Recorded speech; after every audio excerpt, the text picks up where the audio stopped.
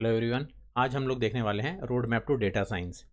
तो road map to data science में सबसे पहले हमें चाहिए एक प्रोग्रामिंग लैंग्वेज। तो सबसे पहले हम लोग एक प्रोग्रामिंग लैंग्वेज सीखेंगे। तो सबसे बेस्ट है अभी या प्रेफर्ड प्रोग्रामिंग लैंग्वेज है पाइथन। ठीक है, पाइथन ही क्यों सीखना है हमें? तो एक प्रोग्रामिंग लैंग्वेज हमें पाइथन सीखना है क्योंकि हम जो भी कोड लिखेंगे, हम जो भी डेटा एनालिसिस करेंगे या जो भी हमारा वर्क रहेगा वो कंप्यूटर पे ही रहेगा, और एक कंप्यूटर से हमें बात करने के लिए एक लैंग्वेज तो आनी ही चाहिए। प्रेफर्ड लैंग्वेज है पाइथन। अब पाइथन ही क्यों सीखना चाहिए, तो यहाँ पे हम लोग देख लेते हैं पाइथन क्यों सीखना चाहिए, वाई लर्न पाइथन। तो यहाँ पे मेरे पास टेबल में 3 लैंग्वेजेस हैं, जावास्क्रिप्ट है, सी शार्प है और पाइथन है। और आउटपुट में मुझे सिर्फ एक ही चीज़ चाहिए, क्या? Hello world. यहाँ भी हेलो वर्ल्ड है और यहाँ हेलो वर्ल्ड है। ये तीनों लैंग्वेजेस में अगर मुझे हेलो वर्ल्ड चाहिए तो यहाँ पे मुझे ये डिफ़िकल्ट सा सिंटेक्स है वो यूज़ करना पड़ेगा। यहाँ पर अननेसेसरी के इतने सारे ओपनिंग एंड क्लोजिंग ब्रैकेट्स हैं वो यूज़ करना पड़ेगा।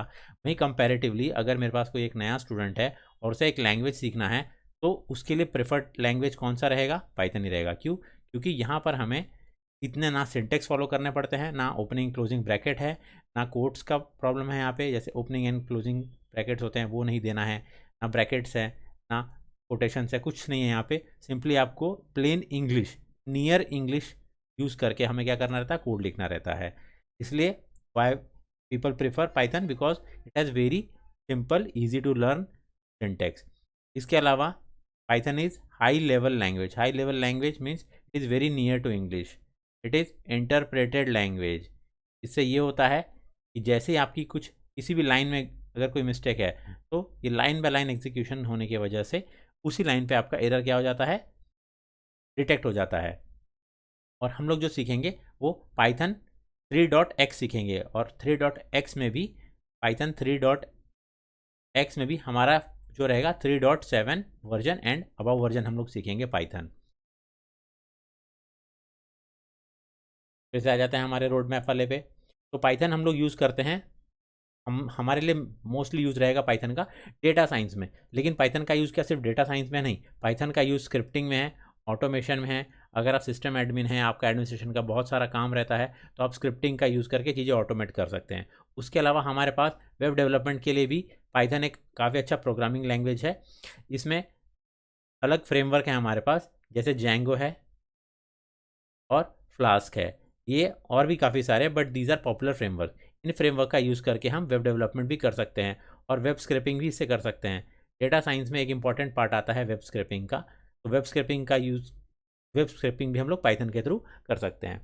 तो ये तो हमारा हो गया कि एक लैंग्वेज हमने सीख लिया, बट लैंग्वेज सीखना ज़रूरी नहीं, सीखना ही सिर्फ ज़रूरी नहीं है, हमें उसके साथ में ना उसका एप्लीकेशन भी आना चाहिए। जैसे कि मान के चल लीजिए हम इंग्लिश लैंग्वेज सीखते हैं, तो सिर्फ लैंग्वेज सीख के हम नहीं ख़त्म कर देते हैं वहाँ पे, हम लोग उसका यूज़ करते हैं। जैसे मुझे एप्लीकेशन लिखना है, ठीक है, लीव एप्लीकेशन लिखना है, उसके लिए यूज़ करते हैं हम लोग। ठीक है, मुझे न्यूज़पेपर में आर्टिकल्स लिखने हैं तो उसके लिए हम लोग यूज़ कर सकते हैं। मुझे बुक पब्लिश करनी है तो उसके लिए इंग्लिश लैंग्वेज यूज़ कर सकते हैं। तो ऐसे काफ़ी सारे लैंग्वेज यूजेस हैं इस लैंग्वेज के।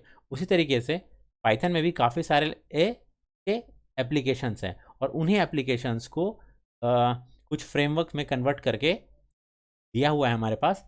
जैसे कि अगर मुझे पाइथन का यूज़ करना है मैथमेटिकल कंपटीशन के लिए, तो मैं क्या यूज़ करूँगा?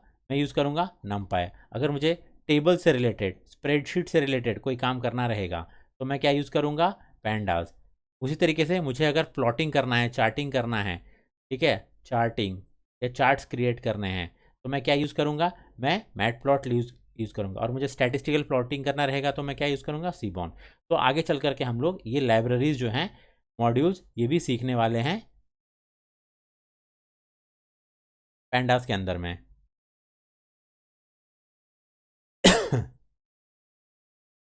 ये 4 इंपॉर्टेंट मॉड्यूल्स हैं, ये हम लोग देखेंगे किसके अंदर में?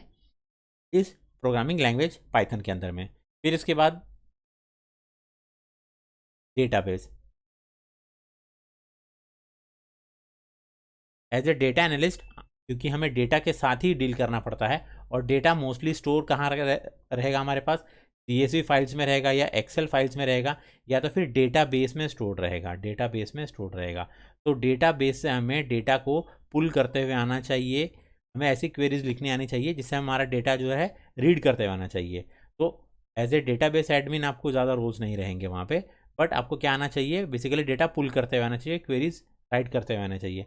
हमें कोई डेटाबेस क्रिएट या डिलीट करने का काम नहीं रहेगा, हमें बेसिकली डेटा सिर्फ पुल करने का मोस्टली काम रहेगा। तो हम लोग वो सीखेंगे डेटाबेस में। फिर उसके अलावा हमें एक्सेल का अच्छा नॉलेज होना चाहिए और एक्सेल एडवांस्ड आना चाहिए, जैसे कि जिसमें क्या क्या टॉपिक्स आ जाते हैं, V lookups, H lookups, X lookup, pivot table, conditional statements, mathematical formulas, statistical formulas, ये सारा हमें आना चाहिए किसके अंदर में, एक्सेल में। तो ये जो आ गया ये एकदम बेस हो गया हमारा किसके लिए, डेटा साइंस के लिए। इतना आप, अगर इतना आपको आ गया तो आप एक डेटा साइंस में अपना करियर बना सकते हैं। या फिर इसके अलावा कुछ टूल्स हैं उसको भी अगर आप सीख लेते हैं तो आप एक सेपरेट करियर ब्रांच अपना स्टार्ट कर सकते हैं, जिसमें सबसे इंपॉर्टेंट आ जाता है माइक्रोसॉफ्ट का पावर बीआई। मार्केट में 2-3 टूल्स अवेलेबल हैं हमारे पास, जैसे कि पावर बीआई या फिर टैबल्यू। हम लोग पावर बीआई सीखेंगे, क्यों? क्योंकि माइक्रोसॉफ्ट एक्सेल से पावर बीआई पे ट्रांसलेट करने में काफ़ी कन्वीनियंट होता है, क्योंकि इंटरफेस सेम है, टेक्नोलॉजी जो यूज़ करते हैं या फिर ऑप्शन जो है वो सिमिलर होते हैं। तो पावर बीआई जो है उसका लर्निंग जो है वो फास्ट होता है as compare to Tableau. But अगर आप कोई भी एक सीख लेते हैं तो सेम कॉन्सेप्ट यहाँ भी हमारे पास एप्लीकेबल होते हैं। फिर उसके बाद में प्रोफेशनल लेवल पे जब आप कोडिंग करते हैं तो आपको गिटहब का यूज़ कैसे करते हैं, आप कोड कैसे पुश करते हैं, पुल कैसे करते हैं, ब्रांचेस कैसे बनते हैं, ये सारा आना चाहिए। उसके लिए हम लोग गिटहब करते हैं। तो ये सारा हमारा रहेगा अगले 5 महीने का रोड मैप। इसमें से पाइथन सीखने में हमें 1.5 महीने लग जाएंगे। अब किसी को डाउट होगा कि सर हमें पाइथन सीखने की क्या ज़रूरत है, हम डायरेक्टली डेटा विजुअलाइजेशन क्यों नहीं सीख रहे हैं?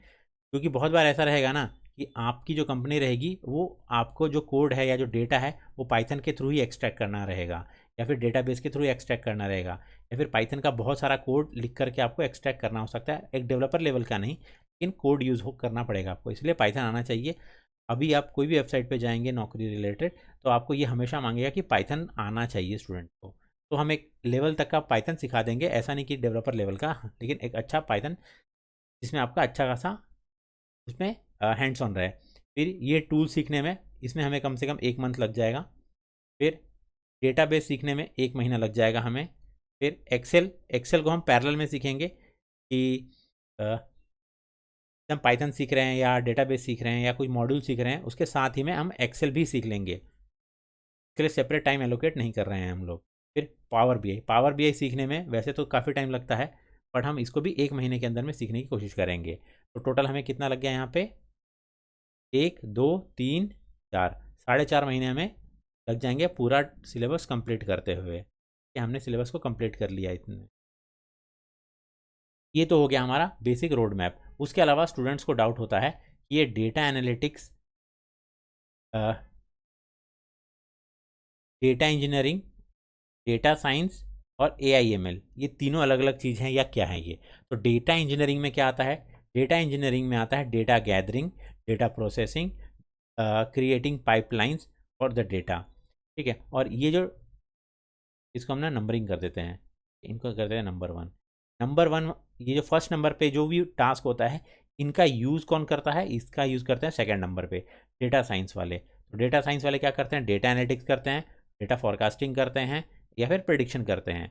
और इन्हीं डेटा का जो कि नंबर 1 से जनरेट किया हुआ है, ये नंबर 3 पे AIML इंजीनियर्स क्या करते हैं? एक प्रोडक्ट बनाते हैं। जनरली वो एक प्रोडक्ट बनाते हैं जिसका यूज़ करते, इसमें यूज़ होता है, प्रिडिक्शन के लिए यूज़ होता है या फॉरकास्टिंग के लिए या डिटेक्शन के लिए, इस तरीके से यूज़ होता है। तो ये 3 अलग अलग चीज़ें हैं जो कि परस्यू कर सकते हैं आप। इसमें से सबसे अभी जो मार्केट में चल रहा है वो डेटा साइंस का चल रहा है, जिसमें क्या है, बेसिकली हमारा डेटा एनालिस्ट या बिजनेस एनालिस्ट रहेगा उसमें। अगर बिजनेस एनालिस्ट है इसका मतलब डेटा एनालिस्ट अगर किसी कंपनी में 10 साल से ज़्यादा जॉब कर लिया उसने या काफ़ी उसको एक्सपीरियंस हो गया तो वो बन जाता है बिजनेस एनालिस्ट। या फिर सिंपल ग्रेजुएट, लेकिन अगर उसको बिजनेस का नॉलेज है तो ये दोनों अगर उसके पास हैं स्किल्स तो वो बन जाता है बिजनेस एनालिस्ट। डेटा एनालिस्ट का के साथ जो टेक्निकल नॉलेज है, technical knowledge plus business knowledge, अगर इसको आप कंबाइन कर देते हैं देन ही becomes a business analyst. Thank you.